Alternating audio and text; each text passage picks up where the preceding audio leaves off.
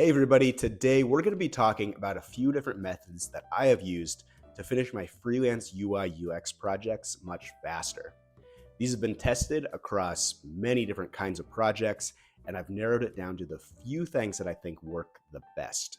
I think if you implement these into your own work, you're going to have much happier clients, and you're going to be able to make more money because you can get through projects much faster. So I'll get into it right now. The first thing that I would recommend is to learn about your client's tastes and preferences before you start working on the designs. To do this, I would recommend that you ask your client to give you somewhere around 5 different websites or apps that they want their site to be somewhat similar to. And then once they give you those sites, spend some time looking through them, get a good idea of kind of some common themes between them and the general aesthetic that your client likes. Then once you start designing, make sure to not really deviate too far away from what you've seen on those sites that you know your client likes. And the reason that you should do this is because ultimately your client is going to be the one approving the work that you deliver. So if you give them something that's just way outside of their preferences, it's going to lead to a lot of back and forth, a lot of requests for revisions. And if it's way outside of what they want, they might even cancel the project altogether. So if you can maintain that look and feel that they like, they're going to be much more likely to approve the work that you give them, thus shortening the project. And the second thing is to clearly outline the design requirements for each page that you're going to be working on.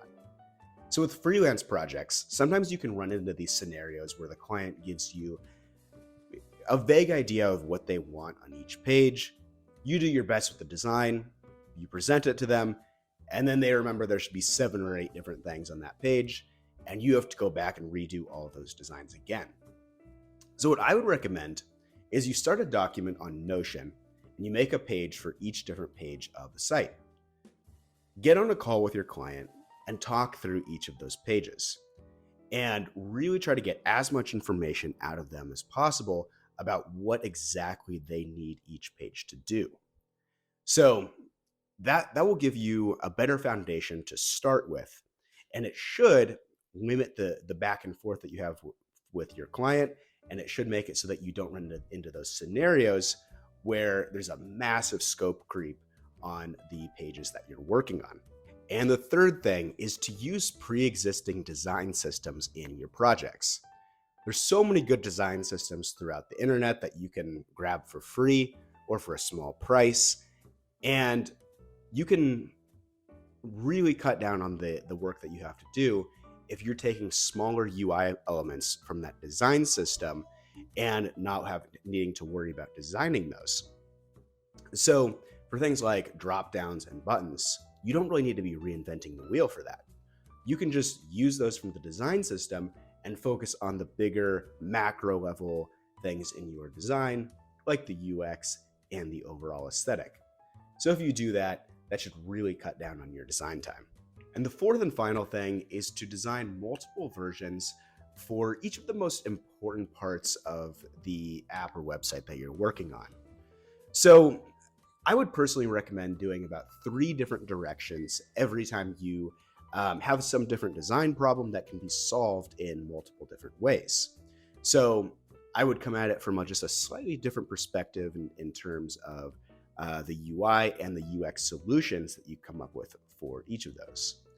So then put them each on the Figma file and label them as like option A, B, and C. And then when you're presenting to the client, go through each of those and explain your rationale for each of those designs. Your client's going to really appreciate this, and it's going to be a much better customer service to them, and it's going to really make it much less likely that they're going to be requesting changes, because chances are one of those things that you designed is going to be pretty close to what they're looking for, and they're pretty likely to approve it from there, eliminating the need for more meetings. Thanks for watching. I hope that information was helpful. Before you go, I just wanted to let you know that I am now offering one-on-one design coaching. For this coaching, I'm going to be focusing on teaching you UI and visual design because I find that this is one of the things that beginner designers struggle with the most and is the biggest thing preventing them from getting freelance clients or jobs. So, what I'm going to do is I'm going to work with you to improve your existing designs and also teach you principles about UI and visual design that you can use going forward to always have work that looks incredible and stands out and makes it so that you can get as many clients or job offers as you want.